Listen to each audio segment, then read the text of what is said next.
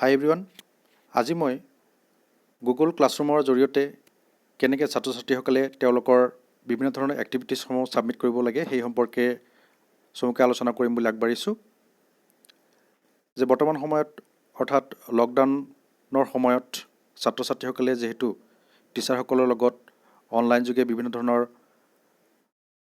পাঠ্যক্ৰমসমূহ গ্ৰহণ কৰি আছে, গতিকে সেইকাৰণে মই ছাত্ৰ ছাত্ৰীসকলে সন্মুখীন হোৱা কেইটামান বিষয় উপস্থাপন কৰিব বিচাৰিছোঁ আৰু কেনেকৈ সেইবিলাক সমাধান কৰিব পাৰি সেই বিষয়ে মই অকণমান চমুকৈ ক'বলৈ আগবাঢ়িছোঁ। গুগল ক্লাছৰুমটো হ'ল কি, যে ছাত্ৰ ছাত্ৰী আৰু শিক্ষকসকলৰ মাজত এটা মাধ্যম যাৰ জৰিয়তে তেওঁলোকৰ বিষয়সমূহ উপস্থাপন কৰিব পাৰে আৰু ক্লাছসমূহ নিয়াৰিকৈ সম্পন্ন কৰিব পাৰে। এতিয়া কথা হ'ল কি, এই যিটো গুগল ক্লাছৰুম, এই ক্লাছৰুমটো কেনেকৈ আমি ডাউনলোড কৰিব লাগিব সেই বিষয়ে মই পৰ্যায়ক্ৰমে আগবাঢ়িবলৈ বিচাৰিছোঁ।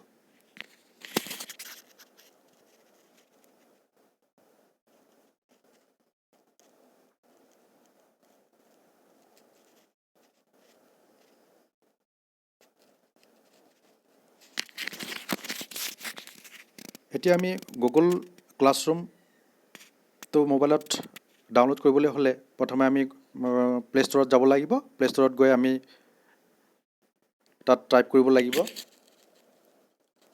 আমি googleclassroom.com বুলি ইয়াত টাইপ কৰিম। তাৰপিছত মই এইটো ক্লিক কৰি দিব লাগিব। তো আমি ক্লিক কৰি দিলোঁ। ইয়াতে দেখা গৈছে যে মোৰ অ'পেন অপশ্যন আহিছে, কাৰণ মই ইতিমধ্যে ডাউনলোড কৰি থৈছোঁ। আৰু ছাত্ৰ ছাত্ৰীসকলে তেওঁলোকে যেতিয়া ডাউনলোড সম্পন্ন হ'ব তেতিয়া তেওঁলোকৰ এনেকৈ তেওঁলোকে পৰ্যায়ক্ৰমে কি কৰিব লাগিব, তেওঁলোকৰ জিমেইল একাউণ্টৰ জৰিয়তে লিংকেৰে তেওঁলোকে গুগল ক্লাছৰুম খুলি তেওঁলোকে অ'পেন কৰিব লাগিব। অ'পেন কৰাৰ পিছতে এনেধৰণে তেওঁলোকৰ নেক্সট যিটো স্ক্ৰীন এনেকৈ আহিব। অৰ্থাৎ তেওঁলোকে যেতিয়া গুগল ক্লাছৰুম অ'পেন কৰিব তেতিয়া তেওঁলোকৰ প্ৰধানকৈ ওপৰত দেখা পাইছোঁ আমি যে প্লাছ চিন এটা আছে, প্লাছ চিনত তেওঁলোকে ক্লিক কৰিব লাগিব। ক্লিক কৰাৰ পিছত ইয়াতে জইন ক্লাছ আৰু ক্ৰিয়েট ক্লাছ আছে। ক্ৰিয়েট ক্লাছত সাধাৰণতে টিচাৰসকলে তেওঁলোকে বিভিন্ন ধৰণৰ ক্লাছসমূহ বা শ্ৰেণীসমূহ তেওঁলোকে ক্ৰিয়েট কৰিব আৰু সেই একাদিক্ৰমে তেওঁলোকে কোডসমূহ ছাত্ৰ ছাত্ৰীসকলক দিব।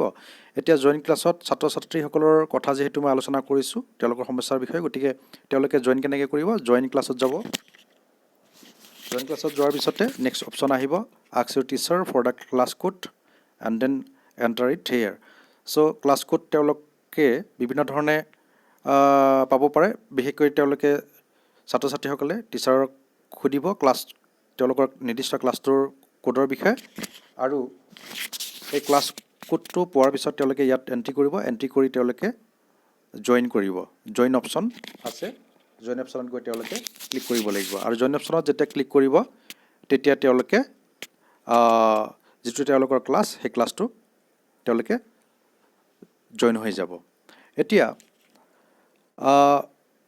ক্লাছ কোডৰ কথা যিহেতু কৈছোঁ, ইয়াতে আমি যিটো গুগল ক্লাছৰুম, এই গুগল ক্লাছৰুমটো ডাউনলোড কৰি ইয়াতে আমি ক্লাছ কোডটো দি এনেকৈ জইন কৰিব পাৰোঁ। আৰু যিবিলাকৰ ইমেইল আছে, যিবিলাকৰ ইমেইল টিচাৰসকলৰ হাতত থাকে, তেওঁলোকৰ যিটো ইমেইল সেই ইমেইলৰ জৰিয়তে তেওঁলোকে গুগল ক্লাছৰুমৰ লিংকটো পাব। লিংকেৰে গ'লেও তেওঁলোকে জইন কৰিব পাৰে।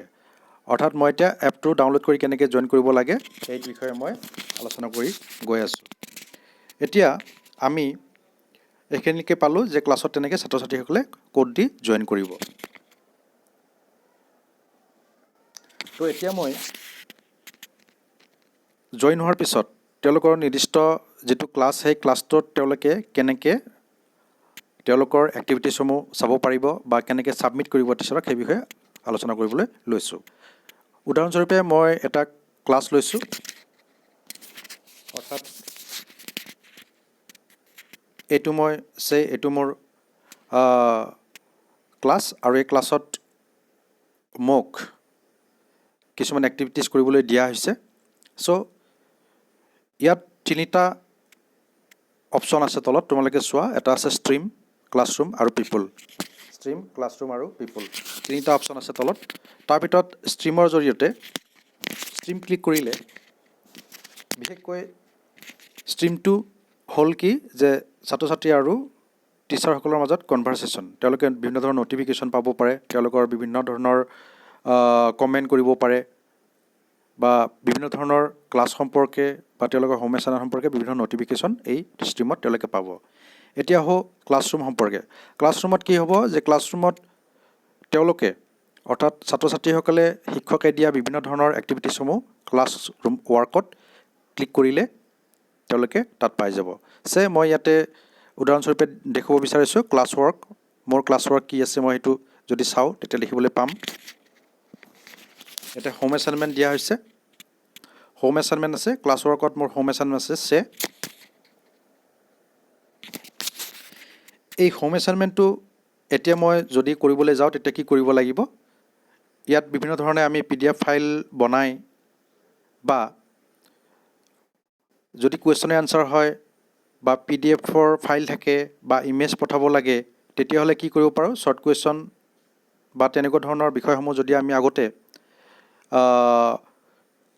বহিৰ পৰা ফটো কৰি লৈ সেইবিলাক যদি আমি ছেভ কৰি ৰাখোঁ আৰু পিছৰ পৰ্যায়ত সেইবিলাক আমি কি কৰোঁ পঠাই দিব পাৰোঁ অৰ্থাৎ এতিয়া আমি হোম এছাইনমেণ্ট পালোঁ হোম এছাইনমেণ্টত আমি এতিয়া ক্লিক কৰিম দেখিছোঁ হোম এছাইনমেণ্ট কনচেপ্ট অফ প্ৰকৃতি উদাহৰণস্বৰূপে এইটো মোক দিয়া হৈছে কৰিবলৈ এতিয়া মই এইটো কেনেকৈ পঠাম অৰ্থাৎ ছাত্ৰ ছাত্ৰীসকলে এইটো কেনেকৈ পঠাব এই ছাত্ৰ ছাত্ৰীসকলে কেনেকৈ পঠাব লাগে এই সম্পৰ্কে তেওঁলোকে বিভিন্ন ধৰণৰ প্ৰশ্ন আমি উত্তৰ দিবলগীয়া হয় সেইকাৰণে বিষয়টো অকণমান গুৰুত্ব দিলে তেওঁলোকে বুজি পাব চ' এইটো হ'ল তেওঁলোকৰ হোম এছাইনমেণ্ট কনচেপ্ট অফ প্ৰকৃতি চ' এইটো তেওঁলোকে ছাবমিট কেনেকৈ কৰিব অৰ্থাৎ এইটো ছাবমিট কৰিবলৈ যোৱাৰ আগতে তেওঁলোকে বিভিন্ন ধৰণৰ প্ৰচেষ্টা ল'ব পাৰে যেনেকৈ PDF ফাইল বনাই তেওঁ আগতীয়াকৈ তেওঁৰ ফাইলত ৰাখি থ'ব পাৰে বা যদি শ্বৰ্ট কুৱেশ্যন হয় বা তেনেকুৱা তেওঁলোকে ফটো উঠাই তেওঁলোকে এইটো তেওঁলোকৰ গেলাৰীত ৰাখি থ'ব পাৰে অথবা তেওঁলোকে স্ক্ৰীনশ্বট বা বিভিন্ন পদ্ধতিৰ মাজেৰে এই এক্টিভিটিছসমূহ পঠাব পাৰে এতিয়া তেওঁলোকে ধৰক তেওঁলোকে হোম এছাইনমেণ্ট কনচেপ্ট অফ প্ৰকৃতি এই বিষয়টো কেনেকৈ পঠাব সেই বিষয়ে মই আলোচনা কৰিবলৈ গৈছোঁ এতিয়া যেতিয়া এই বিষয়টো তেওঁলোকে পঠাব তেতিয়াহ'লে PDF ফাইলটো তেওঁলোকে আগতে যোগাৰ কৰি থৈ দিব লাগিব অথবা তেওঁলোকে ধৰক বিভিন্ন ধৰণে ইয়াৰ পৰা ফটো তেওঁলোকে কৰা এনচাৰ বহীৰ ফটো লৈ সেইবিলাক আগতীয়াকৈ ৰেডি কৰি ৰাখিব লাগিব তেওঁলোকৰ মোবাইলত তো এতিয়া তোমালোকে কেনেকৈ আগবাঢ়িবা এতিয়া তোমালোকে দেখিছা যে হোম এছাইনমেণ্টৰ তলতে এটা এড ক্লাছ কমেণ্ট আছে এই ক্লাছ কমেণ্টত তোমালোকে বিভিন্ন ধৰণৰ কুৱেৰি কৰিব পাৰা অৰ্থাৎ সেই বিষয়টো সম্পৰ্কে কেনেকৈ লিখিব লাগিব কি কৰিব লাগিব বা সেই সম্পৰ্কে কমেণ্ট দিব পৰা তো তাৰ তলত আছে একেবাৰে শেষত আছে কি ইয়ৰ ৱৰ্ক এতিয়া তুমি কেনেকৈ ছাবমিট কৰিব তেতিয়া তুমি ইয়ৰ ৱৰ্কত যাব লাগিব ইয়ৰ ৱৰ্কত ক্লিক কৰিলা তো ক্লিক কৰোঁতে দেখিছা ইয়াত আহিছে ইয়ৰ ৱৰ্কত কি আহিছে এড এটাচমেণ্ট চ' তুমি এড এটাচমেণ্টত ক্লিক কৰিব লাগিব যিহেতু তুমি ইয়াত ফাইলটো তোমাৰ এড কৰিবা আৰু পঠাই দিবা সেইকাৰণে তুমি এড এটাচমেণ্টত যাবা এড এটাচমেণ্ট মাৰাৰ লগে লগে বিভিন্ন ধৰণৰ অপশ্যন আহিছে তুমি দেখিছা যেনে drive link file take photo record video' বিভিন্ন ধৰণৰ অপশ্যন আহিছে তো ড্ৰাইভত গ'লে তুমি তোমাৰ গুগল ড্ৰাইভত থকা লিংকসমূহ দিব পৰা লিংকেৰে যাব পৰা আৰু এতিয়া তুমি কি কৰিব লাগিব যে তোমাৰ যিহেতু ফাইল আছে বা তোমাৰ মোবাইলত ইতিমধ্যে বস্তুবিলাক তুমি আগতীয়াকৈ ৰেডি কৰি ৰাখিছা ইয়াতে তুমি এড কৰি এইবিলাক পঠাই দিবা চ' তুমি ফাইলত যাবা চ' ফাইলত যোৱাৰ পিছত তোমালোকে কি হ'ল যে ইয়াত তুমি ফাইল কোনটো সেইটো চিলেক্ট কৰি লৈ সেইটো ক্লিক কৰিবা ধৰা উদাহৰণস্বৰূপে মই এইটো যিকোনো এটা লৈছোঁ চ' এইটো মই ক্লিক কৰি ইয়াত এড কৰি দিলোঁ অকণমান টাইম লাগিব কাৰণ যিহেতু এইটো আপলোড হ'ব আপলোড হোৱালৈকে ৰখিব লাগিব চ' এইটো আপলোড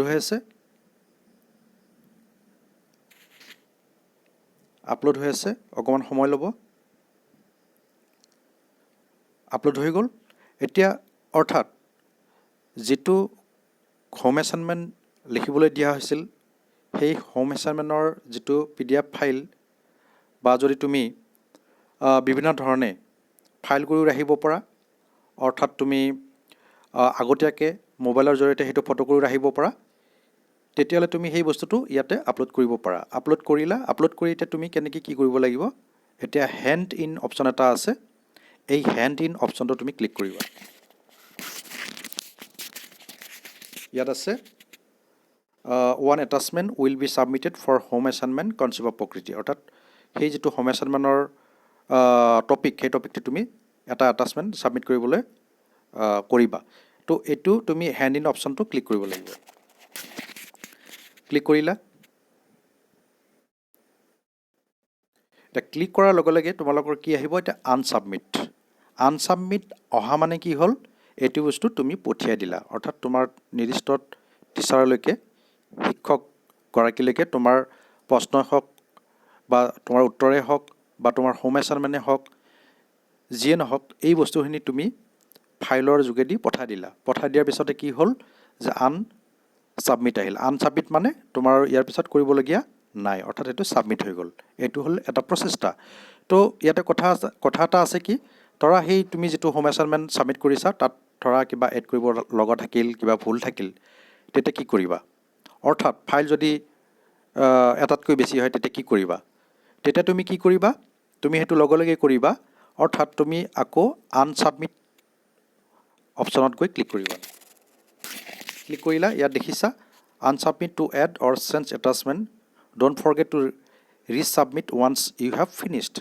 ইয়াত কোৱা আছে কি যে আনছাবমিটটো আহিলে, অৰ্থাৎ আনছাবমিটটো তুমি চেঞ্জ কৰাৰ পিছত, অৰ্থাৎ তোমাৰ ডকুমেণ্টছটো এড বা চেঞ্জ কৰাৰ পিছত তুমি আকৌ ৰিছাবমিট কৰিবলৈ নাপাহৰিবা। চ' আমি কি কৰিম এতিয়া, আনছাবমিট মাৰি দিম, ক্লিক কৰি দিম। ক্লিক কৰিলোঁ। ক্লিক কৰিলে কি কৰিব পাৰা তুমি এতিয়া, আকৌ সেই আগৰ অপশ্যন আহি গ'ল। তুমি তোমাৰ যিটো ফাইল আছে তাতো ক্লিক কৰিব পাৰা, তাতে ক্লিক কৰিলে তোমাৰ আগৰ বস্তুখিনি আহি যাব। তো সেইখিনি তুমি প্লাছ এড কৰিব পাৰা, নতুবা তুমি নতুন আৰু এটা ফাইল পঠাব বিচাৰিছা, তেতিয়াহ'লে তুমি আকৌ গৈ এড এটাচমেণ্টত যাব পাৰা। চ' এড এটাচমেণ্ট মাৰা হ'ল, ক্লিক কৰা হ'ল। এড এটাচমেণ্টত বিভিন্ন ধৰণৰ অপশ্যন আকৌ আগৰ দৰে আহিছে। তুমি এতিয়া আকৌ সেই ফাইলত যাবা। ফাইলত গৈ নতুনকৈ আৰু এটা টপিক বা ফাইল বা কুৱেশ্যন আনচাৰ তুমি ইয়াতে ক্লিক কৰিবা, তেতিয়াহ'লে তুমি আপলোড হৈ আছে।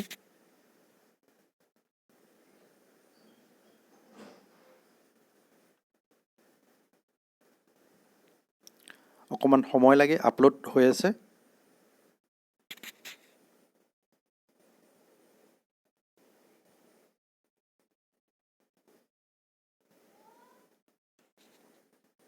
আপলোড হৈ আছে।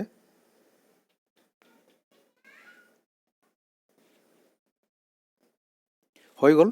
অৰ্থাৎ তুমি দুটা ফাইল পঠালা, তোমাৰ ইমেজ হ'ব পাৰে বা তোমাৰ যিকোনো PDF ফাইল হ'ব পাৰে, তোমাৰ কুৱেশ্যন আনচাৰ হ'ব পাৰে, হোম এছাইনমেণ্ট হ'ব পাৰে। এনেকৈ তুমি এড এটাচমেণ্টত গৈ ইয়াৰ পিছতো যদি তোমাৰ আকৌ এড কৰিব লগা থাকে, তেতিয়াহ'লে আকৌ তুমি ছেইম প্ৰচেছত এড এটাচমেণ্ট মাৰিবা, আকৌ ফাইলত যাবা, ফাইলত গৈ আকৌ তুমি তোমাৰ গেলাৰীত যাবা, গেলাৰীত গৈ ক্লিক কৰি দিবা। 3-4টা তেনেকৈ তুমি ইয়াতে আকৌ আপলোড কৰাৰ পিছত শেষত দেখিলে যে তোমাৰ কৰিব লগা নাই বা তোমাৰ আৰু ফাইল পঠাবলগীয়া নাই, তেতিয়াহ'লে তুমি কি কৰিবা, হেণ্ড ইন অপশ্যনত গৈ ক্লিক কৰিবা। চ' আকৌ সেই আগৰ দৰে আহিছে। চ' আমি আকৌ ৰিছাবমিট মাৰি দিম, ক্লিক কৰি দিম। চ' ক্লিক কৰিলোঁ। এতিয়া আকৌ আগৰ দৰে আনছাবমিট আহি গ'ল। আনছাবমিট মানে তুমি পঠোৱা, তুমি যিখিনি বস্তু তোমাৰ গেলাৰীৰ পৰা ইয়াত আপলোড কৰিছিলা, সেইখিনি বস্তু নিৰ্দিষ্ট টিচাৰগৰাকীলৈকে আপলোড হৈ গ'ল। চ' এইটো হ'ল প্ৰচেছ। ইয়াৰ জৰিয়তে তুমি বিভিন্ন ধৰণে তোমাৰ হোম এছাইনমেণ্টেই হওক বা তোমাৰ যিকোনো কুৱেশ্যন এনচাৰেই হওক, বা বিভিন্ন ধৰণৰ এক্টিভিটিজবিলাক এনেকৈ তুমি ছাবমিট কৰিব পাৰা। গতিকে এইখিনিয়ে আজিৰ কাৰণে, অৰ্থাৎ গুগল ক্লাছৰুমৰ জৰিয়তে কেনেকৈ তোমাৰ ফাইল পঠাব পাৰা সেই সম্পৰ্কে কিছু আভাস দিলোঁ। আৰু যদি কিবা জানিবলগীয়া থাকে তেতিয়াহ'লে মোৰ হোৱাটছএপৰ জৰিয়তে কুৱেশ্যন কৰিলে মই সেইখিনি দিবলৈ চেষ্টা কৰিম। আজিলৈকে এইখিনিয়ে। Thank U.